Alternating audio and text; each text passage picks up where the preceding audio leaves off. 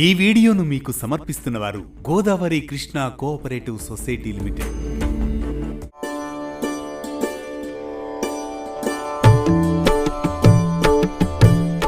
వైశాఖ మాసం పౌర్ణమి నాడు కూర్మ జయంతి ఆచరిస్తారు. ఇందులో భాగంగా ఈరోజు మే 1వ తేదీ శుక్రవారం కూర్మ జయంతి. పౌర్ణమి తిథి ఏప్రిల్ 30వ తేదీ గురువారం రాత్రి 9:12 ప్రారంభమై మే 1వ తేదీ శుక్రవారం రాత్రి 10:52 ముగుస్తుంది. పూజ శుభముహూర్తం సాయంత్రం 4:17 నుంచి 6:56 వరకు. కూర్మ జయంతికి సంబంధించి మన పురాణాల ప్రకారం సృష్టి స్థితి పోషకుడైన శ్రీ మహావిష్ణువు భూమిపై అధర్మం పెరిగిపోయినప్పుడు వివిధ అవతారాలు ఎత్తుతాడు. అటువంటి దివ్య అవతారాల్లో కూర్మావతారం ఒకటి. పురాణాల ప్రకారం దుర్వాస మహర్షి శాపం వల్ల దేవతలు, ముఖ్యంగా ఇంద్రుడు బలహీనమైపోతాడు. లక్ష్మీదేవి సముద్రంలో అంతర్ధానమవుతుంది.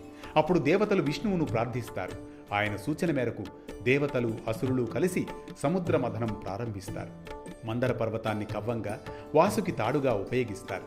కానీ పర్వతం సముద్రంలో మునిగిపోవడం మొదలైంది. అప్పుడు శ్రీ మహావిష్ణువు మహాకూర్మ రూపంలో, అంటే తాబేలు రూపంలో అవతరించి తన విశాలమైన వీపుపై మందర పర్వతాన్ని మోసి నిలబెడతాడు. ఈ స్థిరత్వం వల్లే మదనం విజయవంతమై అమృతం సహా అనేక దివ్య రత్నాలు బయటపడతాయి. ఈ అవతారం సహనం, స్థిరత్వం, ధైర్యానికి ప్రతీకగా నిలుస్తుంది. ఆ ఆధారం, ఆ స్థిరత్వం వల్లే మదనం కొనసాగింది. అమృతం వెలసింది. లక్ష్మీదేవి తిరిగి ప్రత్యక్షమైంది. సృష్టి మళ్లీ సమతుల్య స్థితిని పొందింది. అందుకే కూర్మ జయంతికి అంతటి ప్రత్యేకమైన ప్రాధాన్యం. ఈ కూర్మ జయంతిని భక్తి శ్రద్ధలతో ఆచరించాలి గృహంలో.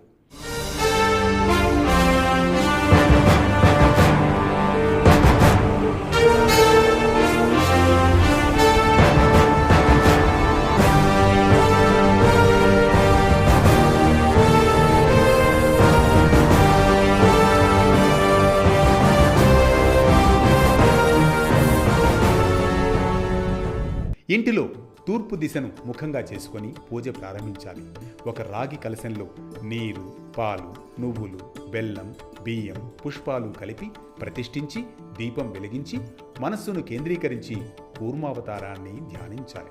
పసుపు కుంకుమలతో పూజించి ఎరుపు పుష్పాలను సమర్పించాలి. అంతేగాక విష్ణుమూర్తికి ప్రీతికరమైన తులసి దళాలు సమర్పించడం ఈ పూజలో ప్రధాన భాగం.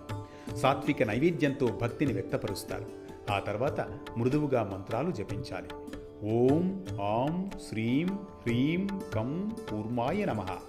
ఈ జపం కేవలం శబ్దం కాదు, మనసును స్థిరపరిచే శక్తి. ఉపవాసం, దాన ధర్మాలు, హారతి ఇవన్నీ కలిసి సంపూర్ణంగా ఆచరించాలి. ఇలా భక్తి నిష్ఠతో చేసిన పూజ గృహంలో శాంతి, ఐశ్వర్యం నింపుతుందని విశ్వాసం. చివరగా కూర్మ జయంతి మనకు గుర్తు చేసేది సముద్ర మథనం లాంటి జీవితం. ఎత్తుపల్లాలు తప్పవు, కానీ మనలోని కూర్మం అంటే సహనం, స్థిరత్వం, ఆత్మ నియంత్రణ ఉంటే ప్రతి కష్టాన్ని జయించి ఒక అమృతాన్ని తిరిగి పొందగలమని. ఇదే కూర్మ జయంతిలోని పరమార్థం. ఇలా ఆత్మకు ఆహ్లాదం, ఆలోచనకు భావం అందించే ఈ పరమార్థ ప్రయాణంలో మరో దివ్య సందేశంతో మళ్ళీ కలుద్దాం రేపటి పరమార్థంతో.